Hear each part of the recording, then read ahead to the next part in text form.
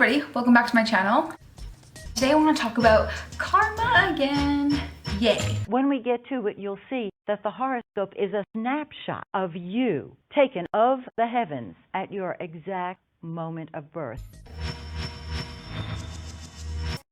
Our first initial life, meeting through chaos and clarity and passion, and one building, me just continue going.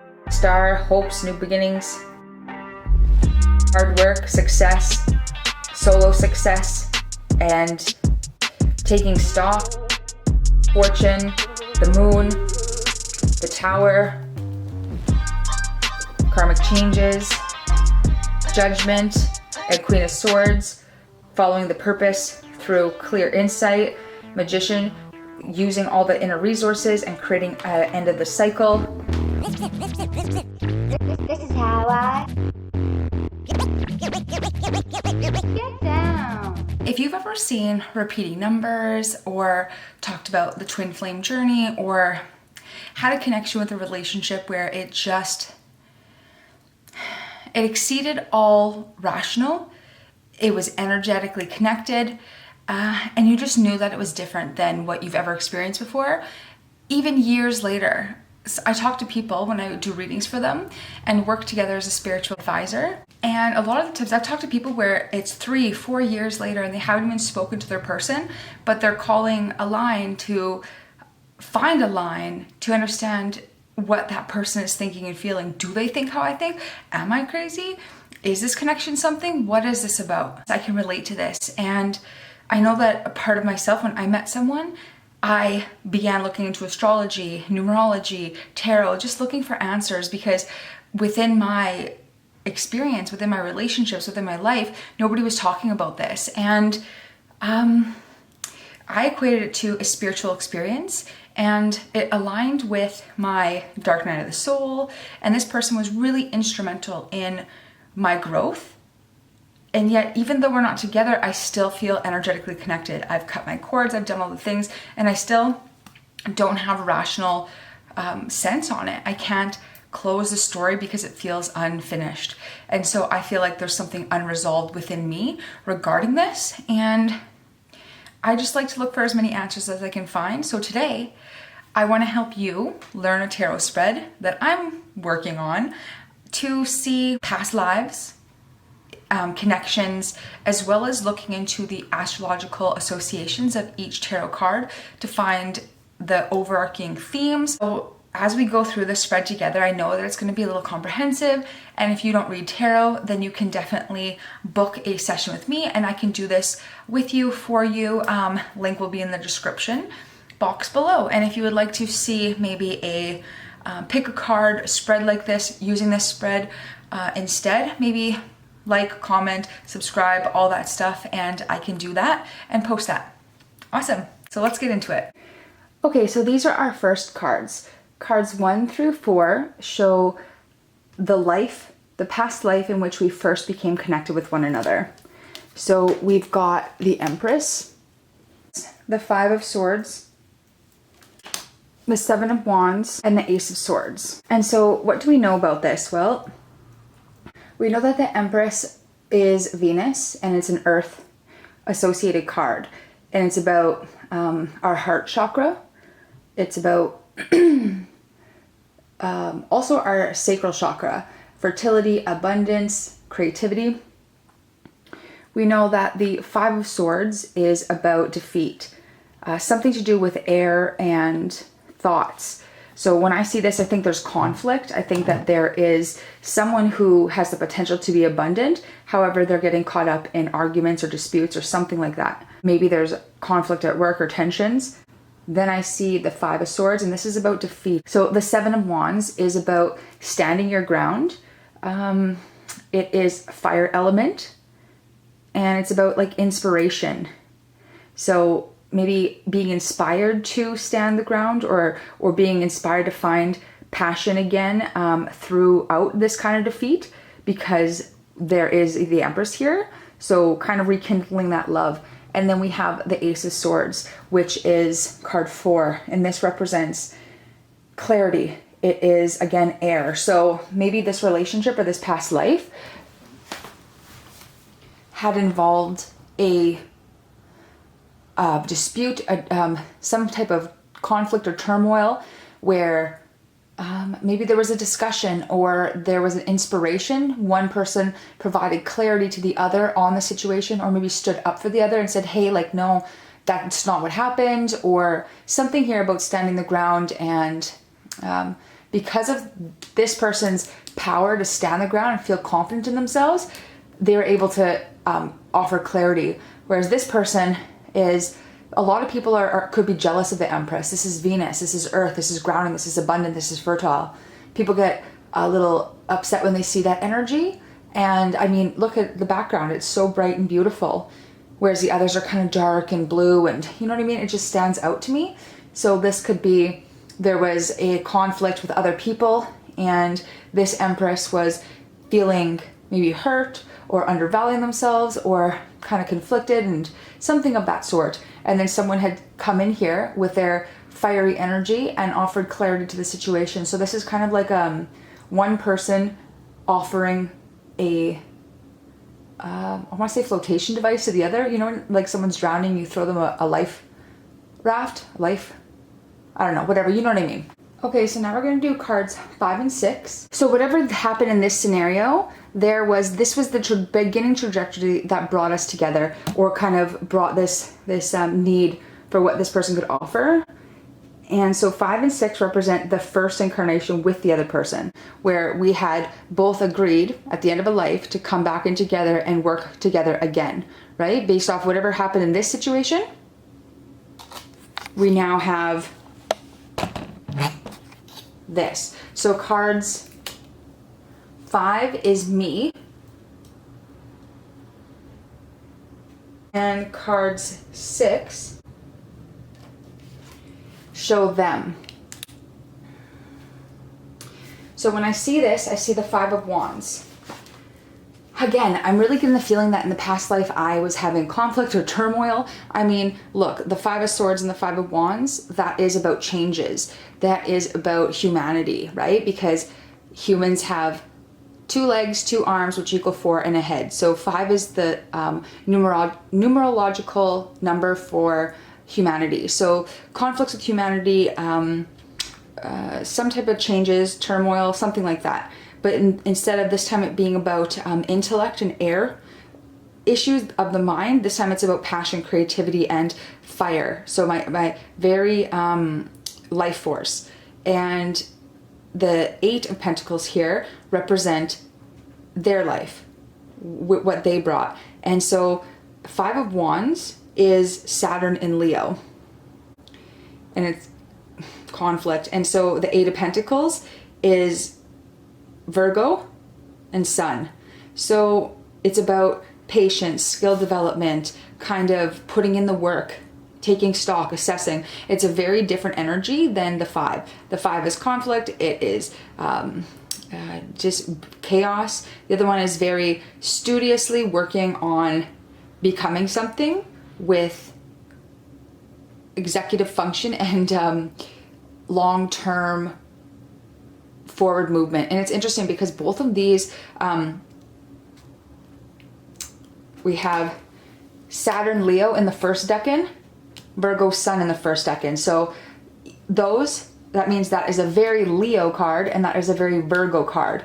This is about life force. Leo rules the sun in astrology. So together that means that there's something here about, and Saturn means delays, restrictions, authority, and karma. So maybe there's something here about not wanting to. Maybe I haven't wanted to be studious. Maybe I've wanted to live fast. I want to be Leo. I wanted to have fun. And Leo also rules the 5th house. So it's about children. It's about creativity. It's about inspiration and cinema and just like a theatrical. It also rules the heart. So there's something here about my wanting to have something and have it right now. And this causes disputes or conflicts or changeover because I'm living a very human experience, meaning I don't want to wait for things that I want. I want it now, just like, you know, us humans do on this plane. Whereas this other person, they are really putting in their time. And 7 is a very spiritual number. It's about philosophy, the bigger picture. Okay, so now we're going to talk about card 7. Card 7 is the karmic bond here. So it's the primary reason why this person and myself became important enough to each other to come together again in another lifetime. So this is the link that kind of keeps us both working together. And we have the star card here. So this is about Aquarius energy. This is air energy. It is Uranus energy as well. Hope, spiritual guidance, all that stuff. So I feel like this person, and you know, Uranus is about chaos. It kind of, to me, also numerologically, I always mess with that word, connects with number 5, because Uranus is the planet that moves backwards on its axis. So it's about innovation, change, technology, humanity, very much scientific. It rules the 11th house, which is humanity. Yeah, it's Aquarius is I know. And it's about water bearing. So it's about pouring from a cup of spiritual enlightenment. So there's something here about viewing humanity a different way, or choosing to live on this carnation a different way. And it's interesting because in Western astrology, my sun is in Aquarius. So it's my life force here. So there's something about my life force, hope, new beginnings, them offering guidance to me, because I keep reincarnating in a very chaotic kind of way. And it's interesting too, because my numerology name equals up to 5. Well, just Amber, right? So that is very prominent. So I'm definitely seeing a lot of connections into this relationship that I was looking into here. And also the 11th house is 11, right? And we know that spiritual awakening, it's associated with 1111. When you start noticing 1111 on the clock a lot, and then you pay attention, all of a sudden, boom, you're in the full swings of angel numbers stalking you, seeing 22, 22, 33, 33, you know, 44, 44, or 21, 21, all over the place, to the point where you're like, what is going on? And then you start looking into it. So that's really definitely aligns with spiritual awakening and paying attention and guidance, and something is happening here. So, and it's cool because this person that I was looking into, definitely 7s and 11s were a really huge part of our relationship. We met on the 7th month, on the 11th day, and it just continued on from there. I'm going to be doing an astrology, numerology, repeating number video so you can see, but yeah, it was so intense. So this makes sense that they were bringing the 7 into my life through the 11 experience. Okay, so now cards 8, 9, and 10.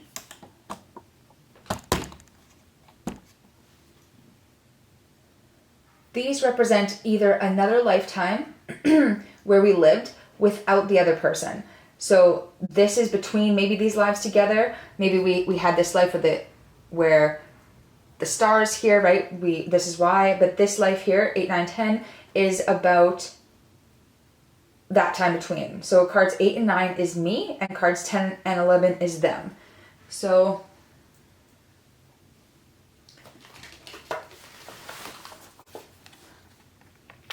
cards 8, cards 9,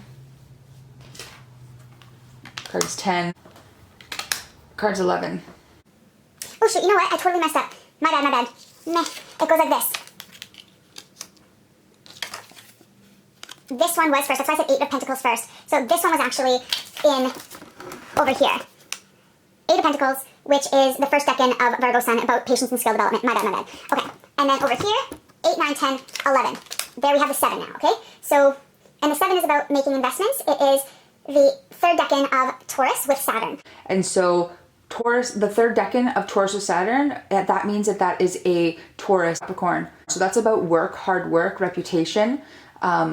It's also, Saturn rules Capricorn. So Saturn is comfortable in this decan, but it brings karma to Taurus. And Taurus is a fixed sign. So it is about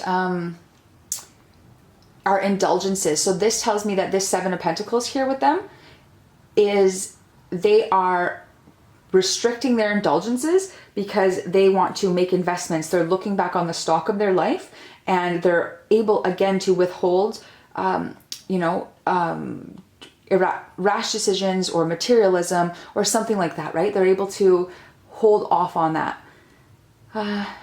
So here, the Nine of Pentacles is, this is my single fabulous bougie card. This is the second decan of Venus in Virgo, and the second decan of Virgo would be Virgo Taurus. So again, we're getting a lot of Taurus energy here. So that's about indulgences. It's about I build, I have, putting in the work, about resources. And so this is independent wealth. So this person was single, putting in the work, building for themselves, and also restraining themselves from spending that worth or foolishly because they are trying to build for the future. And now my life over here on the left, the Ten of Wands, is very much exhausted, overworked, having too much. It's the third decan of Sagittarius Saturn. And so Saturn in Sagittarius is restricting or bringing in some type of authority or higher judgment on spirituality or philosophy or something like that, or it's restricting partying. It's kind of, it's the ninth house, so it's about having faith. And so there's something here about my faith or the way that I have inspiration here that is becoming burdensome. And I think it's becoming burdensome because I'm trying to work for this kind of success with the Six of Wands here. This is I'm wanting victory. I want everybody to cheer for me. I want people to appreciate what I have, but really, I don't think that there is much. I'm wanting to have, just victory and to be acclaimed by people, but I'm putting in so much work, it's exhausting me. And the Six of Wands is the second decan of Leo, which would be Aries. So Leo Aries is about passionately going after what you love and being kind of self-centered, focused in what it is that you're passionate about. And Jupiter is about philosophy again. So there's something here about by going quickly, and Aries is cardinal. So going quickly, fastly about my passions and on a stage. So this is something about me working and feeling overburdened with all these wands over here and Saturn in Sagittarius. I'm just kind of like tapped out. And instead I'm trying to get some claim through it. And this person is instead focusing on their pentacles, their self-worth, and building for the future. Okay, so now cards 12 and 13 represent me in another lifetime and the way the life was shared and impacted by the other person. So we have the Wheel of Fortune and the Moon. So the Wheel of Fortune is Jupiter. It's a fire card. It's about karma, turning a cycle. It is the solar plexus, and it is riding the waves of life. So it's kind of realizing that everything is changing. It's always in flux. Some people have luck, some people don't. It's kind of, it is the cyclical nature of karma and life.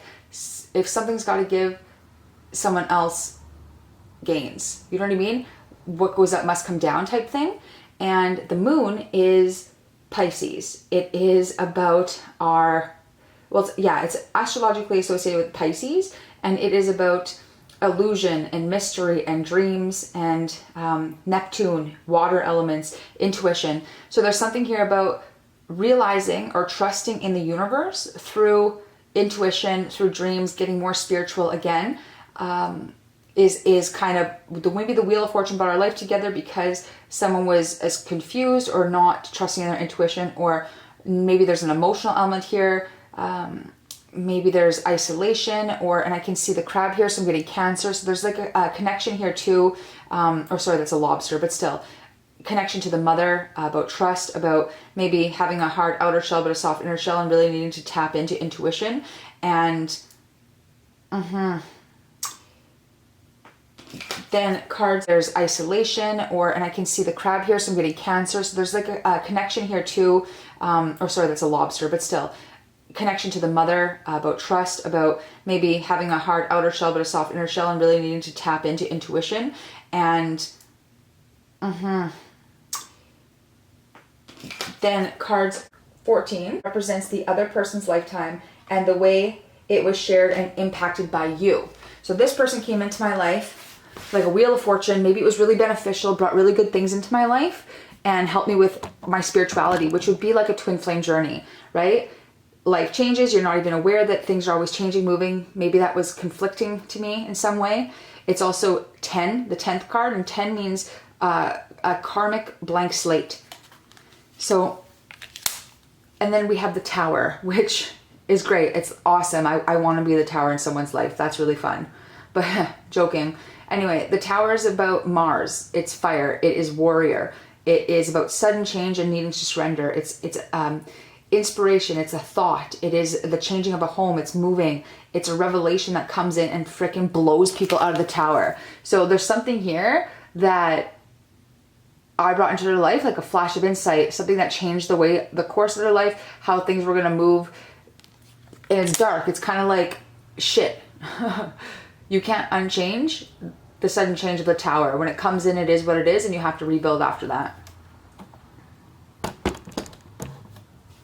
Okay, so what I'm getting with that is kind of it bridges fire and water, right? Because we have the Tower, which is Mars fire, and then the Wheel of Fortune, which is Jupiter fire. So these are really masculine energies, really uptake energy, cardinal, initiation. It's doing energy, which is bridged by this moon here. So that is about calming, fluidity, trusting, intuition, quieting. And I mean, water puts out fire. So there's something here about through water, because we had a common connection there with the fire. It brought us together, the Tower, the Wheel of Fortune, but it is the moon, Cancer energy, 4th house, psychologically, connection to the mother. That is what bridges that karmic lesson to me, is how I see that. So next we have cards 15, 16, 17, and 18. And like the cards 8 through 11 are these ones. No, these ones, yeah, 8, 9, 10, 11. Now we're gonna do. This grouping represents either another lifetime that we lived without interacting. Oh, also, I forgot. That's all major arcana. There's only 22 major arcana in the deck of 78. I'm using 2 different decks here. So that's a whole shit ton of cards to have be. So these are about really big life moments, right?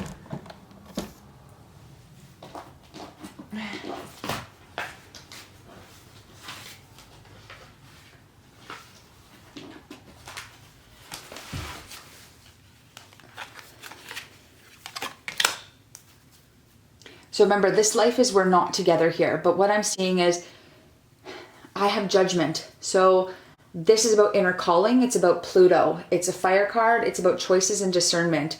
It is about trusting in the inner calling and then making the transformation through uptake, cardinal, inspired, fire energy, masculine, doing energy. So, but then there's the Queen of Swords, which is about,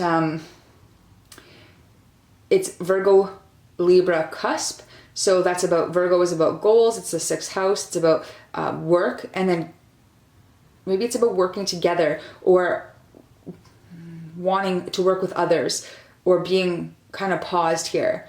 And something about intellect and asking another to come help with that calling. But the calling that's happening is divine calling. It's for self. So there's something about needing to be have discernment here. And it's like I'm calling to the world card over here. Hey, even though these lives don't intersect. Yeah, I kind of see that. And so card 17 is the Magician. So this is Mercury, air, throat. It's about power skills, inner and outer resources. It's about someone using alchemy and just, man, this other person looks friggin' awesome. They're like my guru. And my life just looks like a messy kind of, I don't know. Oh, anyway. And they have the World as well. And the World is about Saturn and Earth and completion and accomplishment. So this person is really just vibing with life, using all the elements, confident, finding resources, is really grounded. And you know, it's interesting because here we have the World. You see the laurel wreath. It's victory, success. Over here in this other life that I wasn't together with them, I'm searching for that wreath. But yet this other person has it. They have what I want. Just kidding. But yeah, they exude an energy of what I want, but I haven't been able to cultivate just yet, I don't think. Okay, so now we have cards 19 and 20. These represent another life that we had spent together. And so the Six of Cups is the second decan of Scorpio, which would be the Scorpio Cancer cusp, and it's the sun. So there's something here about bringing together parts of the past or karmic transformations or nurturing from youth, or it's a reunion, or maybe there's some simple joys and romance here. So this is kind of like living in the past, but the Cancer Scorpio would be like nurturing the really dark parts of maybe a connection with mother or the home life, because Scorpio is the 8th house, which is occult and hidden things. So maybe it's about bringing to light, because the sun's there, some of the dark past, and nurturing through this through innocence and maybe Leo type energy, because I know the Six of Cups isn't associated with Leo, but you know, romance and simple joys and fun is, and it's children here. So Leo is also the 5th house, which rules children. So, and the Queen of Swords. So again, we have the Queen of Swords. So this is Gemini Cancer cusp, and it's about nurturing, emotional, compassion, security. So there's something here about having fun through romance and helping one to move forward. And it's again helping me to move forward, because look, here's my past life. I'm getting stuck in a rut here. I'm getting stuck in repetitive patterns, it seems.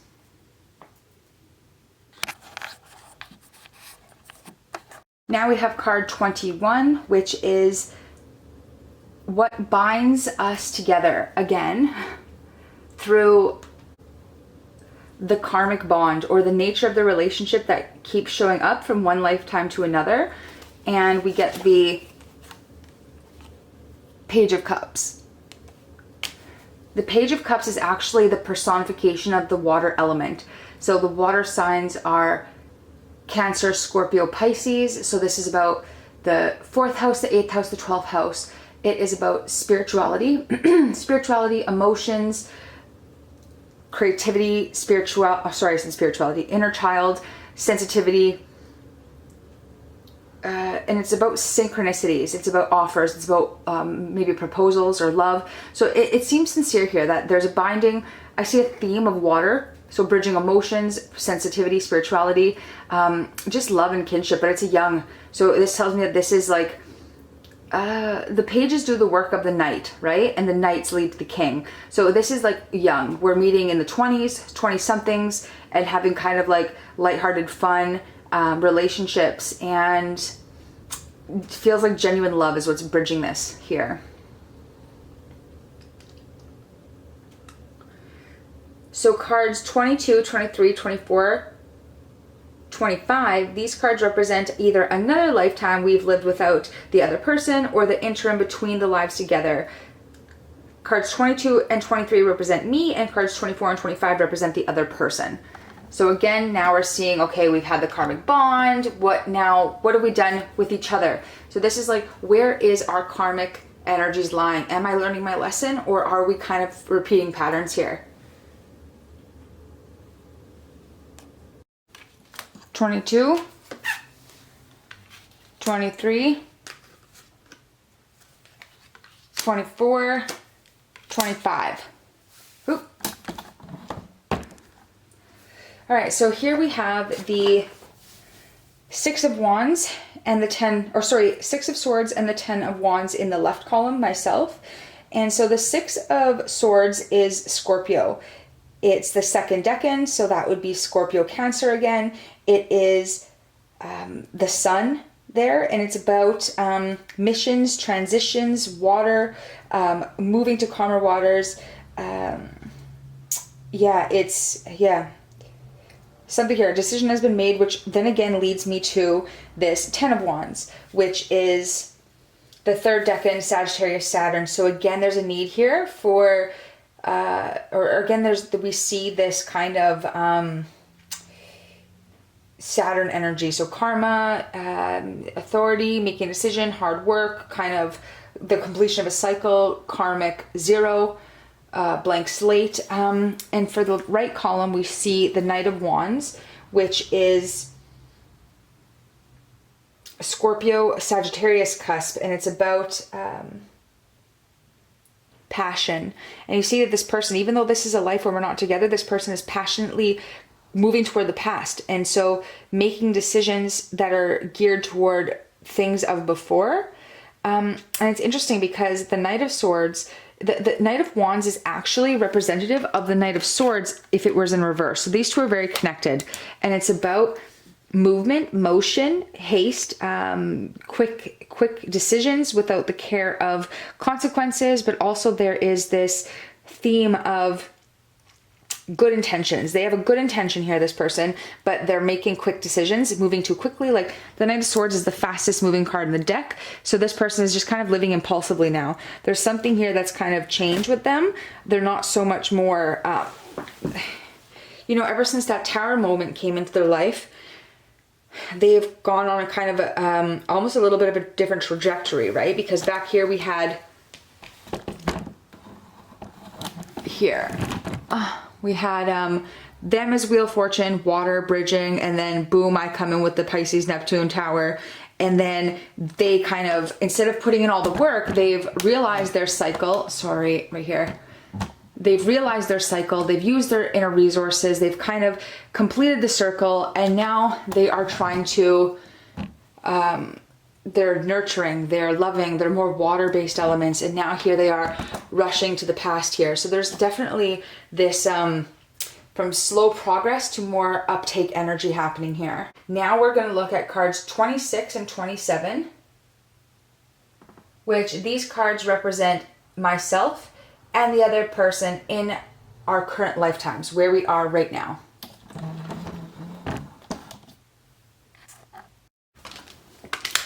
(26), 27. So we have the Ten of Pentacles in the left column, which is me, and this is about culmination, self-focused, stability, happiness, marriage, longevity, fulfillment, and it is astrologically connected with Mercury in Virgo. So this is, and Mercury is exalted, I believe, in Virgo. Virgo is the sixth house again. It's about routine, structure, order, health, service to others. So this is about building success and finding self through service to others. And Mercury is about thoughts, communication, intellect. So there's something here about thinking, thoughts, building self through building others. And his, I'm going to say his column, but it's the right column where he is in this life, or this person is in this life, is the Sun, which is joy, vitality, youth, shining a light that you have onto others, to the world. So they're a really happy energy. They maybe be associated to Leo or the fifth house, or we see a child there, we see vulnerability, we see friendship. That's a really big friendship one. I know a lot of people, when they read tarot cards, they see the Sun as, yes, this is love, but actually it's just a really good kinship. It's really good feelings. And yeah. Last card in the spread not only shows the karmic link or nature of your current relationship, but it can tell you what to do to break the bond of mutual reincarnation, or how to strengthen your connection so you can come back together again in another lifetime. Womp womp womp. Na na na na na na na na na na. Just kidding. But yeah, the Five of Pentacles, damn it. So this means that the again, 5 is a theme here. Right? We see that pretty clear. 5s, we've got 3 5s on this so far. All we're missing is the 5 of Cups. The 5 of Pentacles is Taurus energy. Taurus, the first decan with Mercury. So there's something here about through thought, communication, mind. There's a mindset of poverty here, or lack. There is a feeling of being left out in the cold or disadvantaged. And yeah, just poverty. It's so either I guess the way to either break this bond is to let it go, maybe? I don't know. Maybe there's a lack of resources, which is causing a loss, or the way to change this is to just love. But, you know, the positives of the Five of Pentacles is it represents a good partnership, loyalty, friendships, a fulfilling sex life, happiness and affairs of the heart. Even though there's not financial security, there's not abundance, there is a happy relationship here. So I guess there's this need to let go of materialism. And it's interesting because in this current life, I've got the Ten of Pentacles. I've got all these pentacles. So, or this represents me. So many pentacles. Yet our connection in this life is the Five of Pentacles. So something about his connection here, he brings in, and it diminishes my pentacles. It brings my pentacles down to 5. You know, this could also be, the Ten of Pentacles could signify a family business, or me having traditions or values, or just a family of wealth, whereas the other one maybe feels young, feels like I'm vulnerable. This light's shining on me and I can't do this. And therefore it brings about this poverty where if you look at it, yeah, it's impoverished, it's chaos, but it's also a really loving relationship. And I guess I kind of want to see, I want to clarify that card, but I guess we're not really doing that. So it's interesting as well because this here, this is 10. This is the 19th. This is the 19th major arcana. This is 10 and that's 5. So 1 plus 9 equals 10. So 10, 20, 25, 5, 6, 7.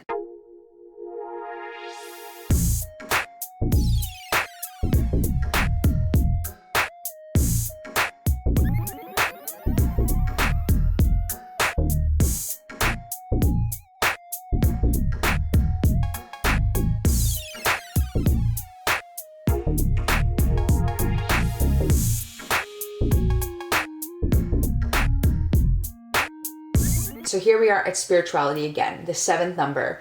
So right in this incarnation, we are in this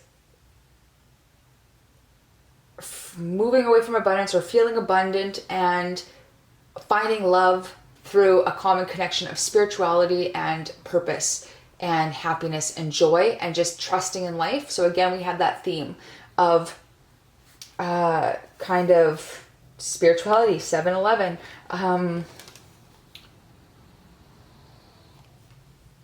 Because yeah, Leo is the first sign, Leo, the sun is like 1. Or I guess cut that. So I guess what I found here is that yes, this spread, well, hold on. Do you dig the blue hair? I kind of dig the blue hair. It's very Neptune. Like, who was that Sailor Moon? Sailor Neptune? No, she had her name, but she was like something Neptune, and she had the blue hair. I want to get like a cutesy little outfit to dress like her once before I change my hair color again. So if you know where I can find that and do a little cosplay, let me know. Thanks. 28 cards, and that was a doozy. Woo! End of the cycle, healing the past through compassion, innocence and love and romance, making a transition, and then getting into the thick of working again, passionately moving toward the past and making quick decisions. Security, abundance, wealth, and happiness, vitality, and joy. A really happy love relationship, but also... I don't know if I feel like I have any more answers. That 5 of Pentacles was kind of like, well, tell me more, give me more. But I mean, 28 is enough.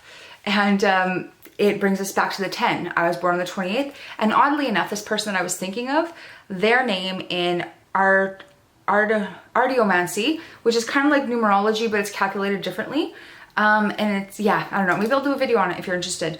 Their entire name equals up to 28 in this divination system. So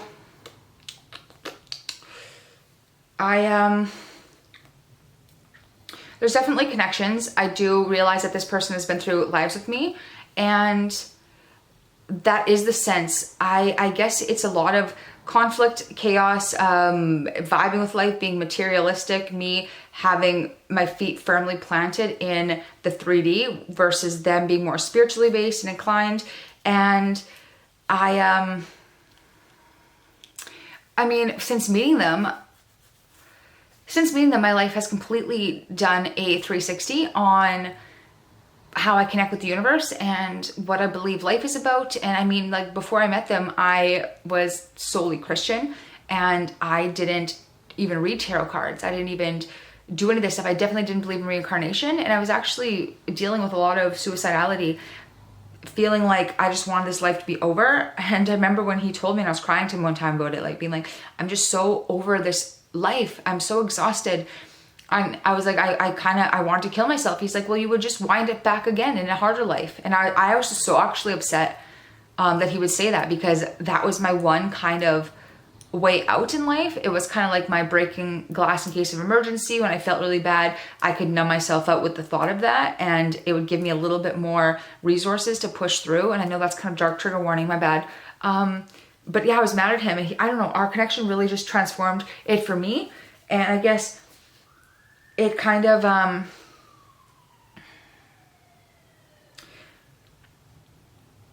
if anything, it kind of solidified the fact that there is love here, there is innocence, there is healing here. My life is a lot more chaotic than his. He brings the 7s, I bring the 5s, which make 12. 2 + 1 = 3, which is a triangle, which is a trine, so good communication, but it's also not duality. It's not 2. It's not 4, stability. It's a 3. It means it's 2 points are pointed in one direction. And I guess when I look at our choices in life and kind of the lives we live, our lives are, although similar and intertwined and interweaved together, there's this sense of, I don't know, he's just not cooperating. He's not interested. And I don't know. I guess I'd have to really think about this. I think that this spread confirms for me a lot of the things that I've been thinking about, and a lot of the beliefs I've thought were to be true, and I see them again reflected here in the cards, and that's really interesting. It's really cool to see that. And if I look at the comparisons, there was a lot of Saturn, Virgo, and Taurus energy there. And Taurus is about and Scorpio.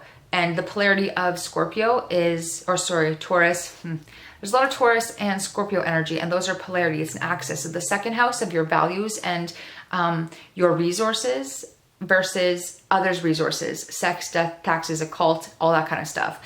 So, I mean, it's interesting from I have or you have. And his was the Taurus energy. So he has, which shows with the Magician in the World there. And mine is like I use. So maybe that's why I have all the Pentacles, because I'm so focused on that. And I guess I had a lot of 10s, a lot of 10 of Wands, just exhausted, having too much creativity, too much, feeling burdened by that in some way. And his life looked a lot more simplistic than mine and a lot more joyous, where mine just felt really heavy. So yeah, I don't know. I'll have to reflect on that and see if after I sleep tonight, if any more information comes out. But I hoped you liked that karmic.